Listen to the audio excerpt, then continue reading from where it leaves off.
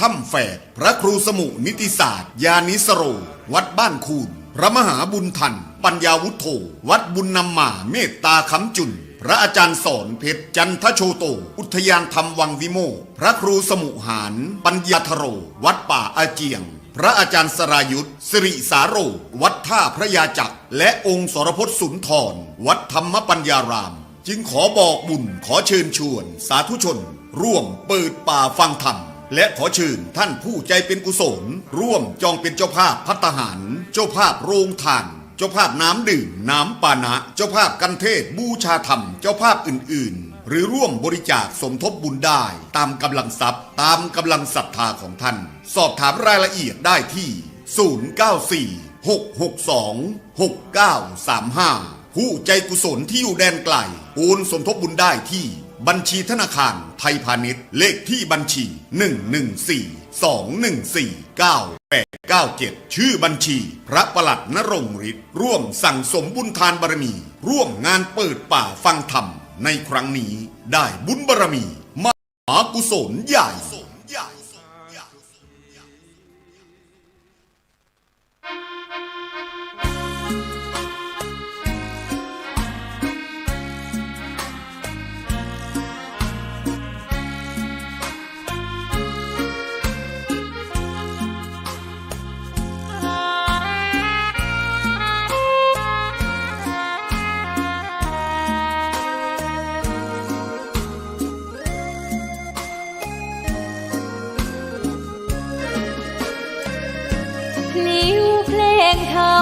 ถูกถ้อยคำเข้าถึงจิตใจฟังรายการวิทยุเสียงใสส่งถึงใจไปสู่ปลายนาสารธรรมน้อมนำมองพระศาสดาบอกผู้คนทั่วลาหันมาสถานีวิทยุสาธารณะจังหวัดเชียงใหม่คลื่นพัฒนาคุณภาพชีวิตFM 92.25 เมกะเฮิรตซ์บริหารและจัดการโดยวัดป่าแดงมหาวิหารส่งกระจายเสียงจากเลขที่71หมู่ที่14บ้านใหม่หลังมอตำบลสุเทพอำเภอเมืองจังหวัดเชียงใหม่รหัสไปรษณีย์50200หมายเลขโทรศัพท์08188185900520000636-7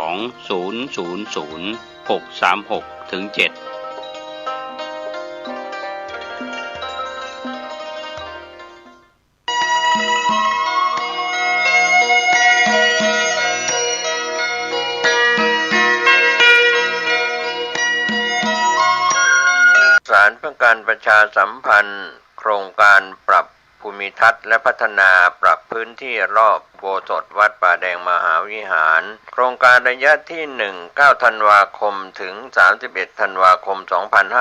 2567ถึง20มกราคมถึง21ธันวาคม2568มติคณะกรรมการบริหารวัดป่าแดงมหาวิหารครั้งที่4/2567ได้เห็นชอบและอนุมัติให้ดำเนินโครงการใช้เงินบริจาคและเงินสะสมของวัดเพื่อพัฒนาปรับพื้นที่ของวัดป่าแดงมหาวิหารจึงขอเชิญชวนผู้มีจิตศรัทธาร่วมพัฒนา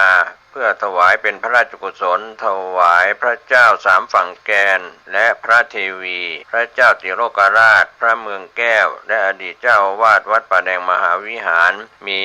พระญาณคัมภีร์พระมหาสวามีโพธินันทะครูบาเจ้าศรีวิชัยพระอธิการอิ่นแก้วอรินทโรครูบาอ่องขอเชิญชวนผู้ใจบุญร่วมเป็นเจ้าภาพ1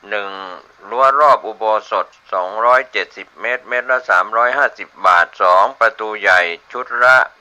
15,000 บาท3ประตูเล็กชุดละ 5,000 บาท4ดินลูกรัง1คิวละ300บาท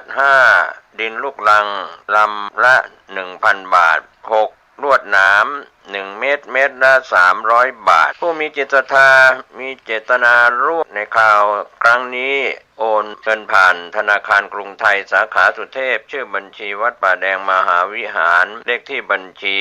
521064750สอบถามรายละเอียดเพื่อร่วมทำบุญได้ที่0818815555 2560ก็เป็นโครงการปรับภูมิทัศน์และพัฒนาปรับพื้นที่รอบอุโบสถวัดป่าแดงมหาวิหารตำบลสุเทพอำเภอเมืองเชียงใหม่จังหวัดเชียงใหม่โครงการนี้เริ่มดำเนินการท่านที่จะร่วมบุญร่วมกุศลร่วมอนุโมทนาได้บุญได้กุศลได้ความดีโดยทั่วหน้ากัน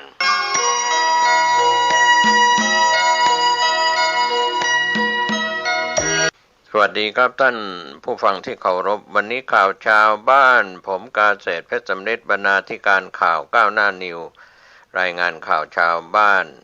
กำหนดการประเพณี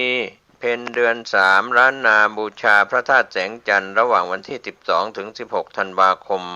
พุทธศักราช2567 12ธันวาคมช่วงเช้า 9 นาฬิกานับพระบรมสารีริกธาตุณสำนักงานศิลปากรที่7โดยพระครูธีรสุตพจน์พร้อมคณะศรัทธา 15:39 นาทีพิธีอัญเชิญพระอุปคุตณน้ำตกห้วยแก้วคณะสงฆ์วัดอุโมงค์วัดโป่งน้อยพร้อมคณะศรัทธา 18 นาฬิกาคณะศรัทธาประชาชนพร้อมเพรียงกันณลานพิธีพระธาตุแสงจันทร์ 18:30 นาทีทำวัดสวดมนต์เวียนเทียนจุดประทีปพันดวงถวายเป็นพุทธบูชารอบพระธาตุแสงจันทร์คณะสงฆ์วัดอุโมงค์พร้อมคณะศรัทธาโรงทานน้ำดื่มน้ำปานะ 13 ธันวาคม 8:30 นาทีคณะสงฆ์คณะศรัทธาพร้อมกันที่สำนักงานศิลปากรที่7เพื่ออัญเชิญพระบรมสารีริกธาตุพระครูธีรสุตพจน์พร้อมคณะศรัทธา10 นาฬิกาพิธีต้อนรับพระบรมสารีริกธาตุขึ้นประดิษฐานณวิหารรายคำวัดร่ำเปิงตะโปธารามคณะสงฆ์วัดร่ำเปิงฟ้อนต้อนรับพระบรมสารีริกธาตุตีกลองปุจจาถวายเป็นพุทธบูชาพิธีอัญเชิญพระธาตุขึ้นประดิษฐานยังวิหารรายคำวัดร่ำเปิง 18:30 นาทีพิธีอบรมสมโภชพระธาตุณวัดร่ำเปิงตะโปธารามพิธีอบรมเจริญพระพุทธมนต์สมโภชพระธาตุโดยคณะสงฆ์ตำบลสุเทพแสดงพระธรรมเทศนาโดยพระครูปรัตน์นพพันธ์จิตตธรรมโมวัดร่ำเปิงถวายจตุปัจจัยไทยธรรมแด่พระสงฆ์18 รูปกรวดน้ำรับพรจุดประทีปเวียนเทียนบูชาพระบรมสารีริกธาตุปฏิบัติธรรมเจริญสมาธิภาวนาบูชาพระบรมสารีริกธาตุตลอดคืนมีโรงทานอาหารน้ำปานะถวายณวัดร่ำเปิงตะโปธารามวันที่13ในส่วนพิธีการของลานพิธีวัดพระธาตุแสงจันทร์ล้าง 18 นาฬิกาคณะศรัทธาประชาชนพร้อมเพรียงกันณลานพิธีพระธาตุแสงจันทร์18:30 นาทีทำวัดสวดมนต์เวียนเทียนจุดประทีป 1,000 ดวงรอบพระธาตุแสงจันทร์ถวายเป็นพุทธบูชาคณะสงฆ์วัดอุโมงค์พร้อมคณะศรัทธาชมการแสดงละครเงามีโรงทานอาหารน้ำปานะ14 ธันวาคม 5 นาฬิกาคณะสงฆ์คณะศรัทธาวัดร่ำเปิงปฏิบัติธรรมเจริญสมาธิภาวนาบูชาพระบรมธาตุ8 นาฬิกาคณะสงฆ์คณะศรัทธาพร้อมเพรียงกันณวัดร่ำเปิงตะโปธารามพิธีทำบุญตักบาตรพระสงฆ์สามเณรจำนวน37 รูปโดยคณะสงฆ์สามเณรของวัดร่ำเปิงมีพระภาวนาธรรมาภิรัตน์ไฝปัสนากล่าวสัมโมทนียกถาคณะศรัทธากรวดน้ำรับพรเวลา 13 นาฬิกาคณะสงฆ์คณะศรัทธาวัดร่ำเปิงปฏิบัติธรรมเจริญสมาธิภาวนาบูชาพระบรมสารีริกธาตุ 17 นาฬิกาพิธีอัญเชิญพระบรมสารีริกธาตุไปยังพระธาตุแสงจันทร์ขบวนแห่อัญเชิญพระบรมสารีริกธาตุไปประดิษฐานณลานพระธาตุแสงจันทร์โดยคณะสงฆ์ตำบลสุเทพพร้อมคณะศรัทธาร่วมในขบวนแห่ 18 นาฬิกาพิธีเจริญพระพุทธมนต์สวดเบิกล้านนาสมโภชพระบรมสารีริกธาตุคณะสงฆ์สวดเบิกล้านนาพระครูปัญญาสังฆการวัดศรีโสดาพร้อมคณะสงฆ์ตำบลสุเทพถวายจตุปัจจัยไทยธรรมพระสงฆ์18 รูปกรวดน้ำรับพร 19 นาฬิกาการแสดงฟ้อนถวายเป็นพุทธบูชา 19:30 นาทีเวียนเทียนจุดประทีปพันดวงถวายเป็นพุทธบูชารอบพระธาตุแสงจันทร์ 21 นาฬิกาชมการแสดงละครเงามีโรงทานอาหารน้ำป่านะ 15 ธันวาคมช่วงเช้า 8 นาฬิกาคณะสงฆ์คณะศรัทธาพร้อมเพรียงกันณลานพิธีพระธาตุแสงจันทร์พิธีทำบุญตักบาตรพระสงฆ์สามเณรจำนวน 37 รูปคณะพระสงฆ์สามเณรวัดอุโมงค์วัดโป่งน้อยวัดผาราชพระครูธีรสุตตพจน์ดร.กล่าวสัมโมทนียกถาคณะศรัทธากรวดน้ำรับพร 18 นาฬิกาคณะศรัทธาประชาชนพร้อมเพรียงกันณลานพิธีพระธาตุแสงจันทร์ 18 นาฬิกา 30 นาทีพิธีเจริญพระพุทธมนต์สวดเบิกล้านนาสมโภชพระบรมสารีริกธาตุโดยคณะสงฆ์สวดเบิกล้านนาพระครูปัญญาสังฆการวัดศรีโสดาพร้อมคณะสงฆ์ตำบลสุเทพ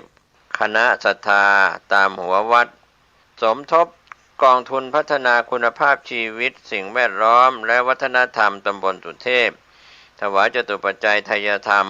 แด่พระสงฆ์จำนวน 18 รูปกรวดน้ำรับพรเวียนเทียน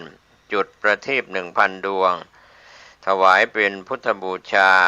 รอบพระธาตุแสงจันทร์มีโรงทานอาหารน้ำป่านะ 16 ธันวาคมช่วง 8 นาฬิกาถวายพระตาหารเช้าแด่พระสงฆ์ในพิธี 8 นาฬิกา 30 นาทีพิธีเจริญพระพุทธมนต์ถวายพรพระโดยคณะสงฆ์ตำบลสุเทพถวายจตุปัจจัยไทยธรรม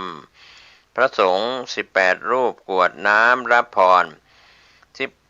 ช่วง 9 นาฬิกา 30 นาทีพิธีอัญเชิญพระบรมสารีริกธาตุกลับสู่สำนักงานศิลปากรที่ 7 โดยพระครูธีรสุตตพจน์พร้อมคณะศรัทธาพิธีอัญเชิญพระอุปคุตกลับโดยคณะสงฆ์วัดอุโมงค์วัดโป่งน้อยพร้อมคณะศรัทธาก็เป็นส่วนกำหนดการในพิธีสำคัญในงานประเพณีเดือนเพ็ญ3ล้านนาบูชาพระธาตุแสงจันทร์ระหว่างวันที่ 12 ถึง 16 ธันวาคมพุทธศักราช 2567 ก็เป็นส่วนที่คณะสงฆ์คณะศรัทธาและผู้ใจบุญใจกุศลร่วมงานเพ็ญเดือน3ล้านนาบูชาพระธาตุแสงจันทร์ 12 ถึง 16 ธันวาคม 2567 ได้บุญได้ความดีบูชาพระธาตุแสงจันทร์โดยทั่วหน้ากันผมเกษตรเพชรสำริดบรรณาธิการข่าวก้าวหน้านิวประชาสัมพันธ์ในข่าวชาวบ้านคุณผู้ชมครับในอีก2 ปีนับจากนี้อาจจะมีความเป็นไปได้นะครับว่าเราอาจจะได้เห็นการเสนอเมืองเชียงใหม่ซึ่งเป็นเมืองหลวงของอาณาจักรล้านนาในอดีตสู่การเป็นพิจารณาเพื่อเป็นมรดกโลกนะครับก็ทำให้ล่าสุดเราได้เริ่มเห็นภาพของประชาชนในพื้นที่เองกลับมาคึกคักตื่นตัวเรื่องนี้กันอีกครั้งหนึ่งคุณปัดเสรีรักษ์ไปติดตามความเคลื่อนไหวที่เกิดขึ้นในครั้งนี้นะครับคุณปัดจริงๆพูดถึงเรื่องของการเสนอเชียงใหม่เป็นมรดกโลกเนี่ยผมเคยได้ยินมาก่อนหน้านี้แล้วเหมือนกันแต่ว่าดูเหมือนจะเงียบหายไปเป็นปีอยู่เหมือนกันนะครับครับขณะนี้นะครับจังหวัดเชียงใหม่นะครับได้มีการเตรียมข้อมูลเพื่อที่จะยื่นขอเชียงใหม่เป็นเมืองมรดกโลกอีกครั้งหนึ่งนะครับโดยภาคประชาชนเป็นการขับเคลื่อนแม้ว่าก่อนหน้านี้นะครับจะมีหน่วยงานต่างๆนะครับพยายามที่จะผลักดันเชียงใหม่เป็นเมืองมรดกโลกนะครับแต่ว่าก็เงียบหายมาแล้วนานกว่า2 ปีครับวัด7 ยอดหรือวัดโพธารามมหาวิหารเป็นหนึ่งใน7 วัดที่เสนอเข้าร่วมโครงการ730 ปีเชียงใหม่เมืองหลวงแห่งล้านนาสู่มรดกโลกซึ่งจะนำเสนอพร้อมกับวัดอีก6 แห่งและกำแพงเมืองรวมถึงประตูเมืองทั้ง4 ด้านเพื่อให้ยูเนสโกพิจารณาในปี 2569 ซึ่งเป็นปีครบรอบ730 ปีของเชียงใหม่โครงการนี้ทำให้ภาคประชาชนตื่นตัวและมีความหวังอีกครั้งหลังจากความพยายามผลักดันเชียงใหม่สู่มรดกโลกในอดีตเงียบหายไปภาคประชาชนมองว่าแม้ว่าก่อนหน้านี้มีหน่วยงานภายในจังหวัดที่ผลักดันโครงการแต่ก็หยุดไปร่วม2 ปีนะครับครั้งนี้ประชาชนมีส่วนร่วมมากขึ้นและเชื่อว่าโครงการจะสำเร็จด้วยการนำเสนอวัด7 แห่งและกำแพงเมืองซึ่งจะช่วยอนุรักษ์และบริหารจัดการมรดกทางวัฒนธรรมอย่างเหมาะสมครับหลายครั้งหลายผลงานที่มันเริ่มต้นขึ้นมาเนี่ยแล้วมันไปต่อข้างหน้าไม่ได้อะ พอวันหนึ่งมันมีโอกาสที่จะเปลี่ยนวิธีการ เราก็ยังมองว่าทำเถอะเนาะเพราะว่ายังดีกว่าไม่ได้ทำอะไรเลยเรามองว่าไอ้คำว่ามรดกโลกเนี่ยส่วนหนึ่งก็คือมันหาวิธีที่จะรักษาเมืองของเราเนาะเราไม่สามารถกลับคืนไปเป็นเหมือนอดีตที่นานมาแล้วที่รูปแบบมันเป็นอะไรต่างๆเยอะแยะมากมายแต่ณปัจจุบันเนี่ยสิ่งที่เราควรทำคือรักษาสิ่งที่เรามีอยู่ไว้ก่อนผู้ริเริ่มโครงการกล่าวว่าเนื่องจากเป็นคนเชียงใหม่จึงอยากช่วยอนุรักษ์มรดกและวัฒนธรรมล้านนาให้คงอยู่กับการพัฒนาอย่างยั่งยืนแม้ว่าที่ผ่านมาโครงการผลักดันเชียงใหม่สู่มรดกโลกจะชะงักไปแต่ตนเองอาสาเข้ามาช่วยผลักดันอีกครั้งโดยร่วมกับคณะทำงานของจังหวัดเชียงใหม่ในการรวบรวมข้อมูลและสร้างการรับรู้กับประชาชนโดยตนเชื่อว่าการขึ้นทะเบียนเป็นมรดกโลกจะไม่ขวางการพัฒนาแต่จะช่วยให้การพัฒนามีระบบระเบียบและยั่งยืนมากยิ่งขึ้นในระหว่างหลายๆปีที่ผ่านมาอาจจะมีการสร้างเพิ่มเติมนิดๆหน่อยๆก็มาคุยกันว่าเราจะปรับขยับอะไรกันยังไงคืออะไรที่ทำไปแล้วไม่กลับมาเรื่องเดิมคือถ้าแบบเทศบัญญัติหรือกฎหมายที่ใช้กันอยู่เราก็ไม่ได้ไปแตะหรือทำอะไรไม่ได้เพราะว่าทุกอย่างต้องอิงจากกฎหมายในท้องถิ่นเป็นหลักนี่ก็คือการพัฒนาเรื่องของการเป็นมรดกโลกกับของทางในพื้นที่เองก็ไม่น่ามีผลอะไรเพราะใช้กฎหมายฉบับเดียวกันเราเชื่อว่าอยู่ร่วมกันได้ถ้าได้คุยกันขณะนี้โครงการ730ปีเชียงใหม่เมืองหลวงแห่งล้านนาสู่มรดกโลกยังอยู่ในขั้นเริ่มต้นซึ่งอยู่ในขั้นตอนการลงพื้นที่จัดเก็บข้อมูลรวมถึงสร้างความเข้าใจและรับรู้และความเห็นของแหล่งเป้าหมายซึ่งถือว่าเป็นโครงการที่ทำใหม่ตั้งแต่เริ่มต้นโดยมีกรอบระยะเวลาการทำงานเพียง10 เดือนเท่านั้นตั้งแต่เดือนพฤศจิกายน 2567 ถึงเดือนกันยายน 2568 ก่อนที่จะนำเสนอให้กับคณะอนุกรรมการมรดกโลกทางวัฒนธรรมเพื่อให้คณะผู้แทนอีโคโมสสากลจากองค์การยูเนสโกเดินทางมาเชียงใหม่เพื่อตรวจประเมินแหล่งโบราณสถานที่เสนอขึ้นทะเบียนที่จังหวัดเชียงใหม่จะมีอายุครบ730 ปีในพ.ศ. 2569 นี้ครับโดยวันศุกร์ที่13ธันวาคมนี้นะครับก็จะมีการจัดเวทีประชุมเพื่อรวบรวมความคิดเห็นเกี่ยวกับพื้นที่ที่จะยื่นเสนอเป็นเมืองมรดกโลกนะครับของวัดโบราณสถานทั้ง8แห่งและกำแพงเมืองโดยจะมีการเชิญประชาชนรวมถึงหน่วยงานที่เกี่ยวข้องมาร่วมหารือและแสดงข้อกังวลเกี่ยวกับการเสนอด้วยนะครับซึ่งคาดว่าจะมีประชาชนและหน่วยงานที่เกี่ยวข้องจะเดินทางมาร่วมงานเป็นจำนวนมากครับคุณปัดคือเนื่องจากว่าครั้งนี้เนี่ยเป็นครั้งแรกที่มีการยื่นเพื่อขอพิจารณาเป็นมรดกโลกในเมืองที่ยังมีชีวิตอยู่มันมีพลวัตมีการเปลี่ยนแปลงที่เกิดขึ้นภาคประชาชนคนในพื้นที่รวมทั้งผู้มีส่วนเกี่ยวข้องเขามองว่านี่อาจจะเป็นการขัดขวางการพัฒนาพื้นที่หรือเปล่ายังไงครับจากการที่มีการพูดคุยกับภาคประชาชนรวมถึงว่าผู้แทนที่มีการริเริ่มผลักดันโครงการเองก็ระบุนะครับว่าโครงการในการผลักดันเชียงใหม่ขึ้นเป็นเมืองมรดกโลกนี้นะครับก็จะไม่มีการขัดขวางการพัฒนาครับแต่ในทางเดียวกันก็จะเป็นการพัฒนาควบคู่กันไปนะครับโดยมีกรอบมีระเบียบมากขึ้นกว่าเดิมนะครับเพื่อที่จะให้เมืองเนี่ยเจริญเติบโตควบคู่ไปกับการรักษามรดกทางวัฒนธรรมหรือว่าโบราณสถานต่างๆให้คงอยู่คู่กับเชียงใหม่ต่อไปซึ่งทางภาคประชาชนเองก็เชื่อมั่นครับว่าการนำเสนอเชียงใหม่เป็นเมืองมรดกโลกนั้นจะไม่ขัดขวาง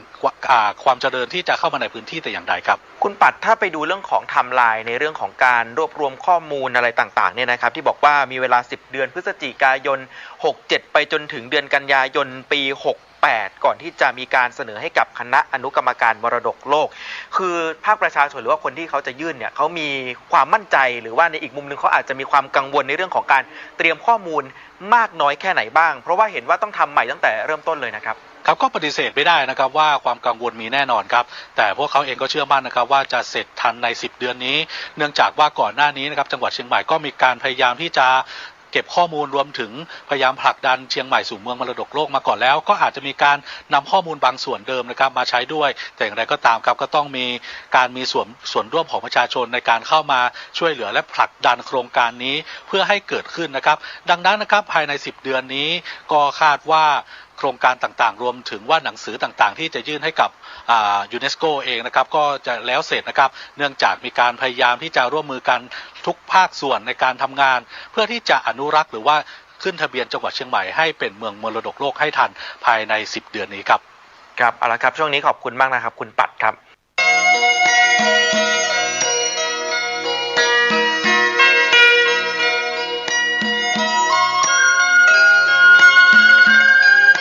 ข่าวสารเพื่อการประชาสัมพันธ์ขอเชิญชวนผู้ใจบุญใจกุศลร่วมเป็นเจ้าภาพจัดทำคู่มือสืบสารพิธีกรรมของเยาวชนล้านนาเล่มละ50 บาทหรือร่วมทำบุญตามเจตนาศรัทธาจำนวน 5,000 ถึง 10,000 เล่มท่านที่สนใจจะเป็นเจ้าภาพจะทำคู่มือสืบสารพิธีกรรมของเยาวชนล้านนาโอนผ่านบัญชีธนาคารกรุงไทยเลขที่บัญชี 511171438 ชื่อบัญชีพระครูภาวนาโสภิตติดต่อสอบถามและร่วมทำบุญได้ที่พระครูภาวนาโสภิตผส.ด็อกเตอร์เจ้าวาดวัดบ้านเหล่าพระเจ้าตาเขียว102 หมู่ 2 ตำบลบ้านเรือนอำเภอป่าซางจังหวัดลำพูน51120หมายเลขมือถือ0969525159ได้ทุกวันทุกกายทุกใจวันนี้และวันหน้าโดยทั่วหน้ากัน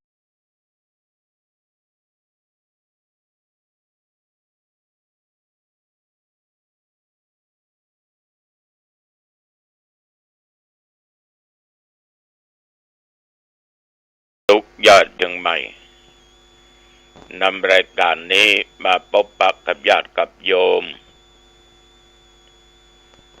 อากาศรู้สึกว่าเย็นลงมาเนาะ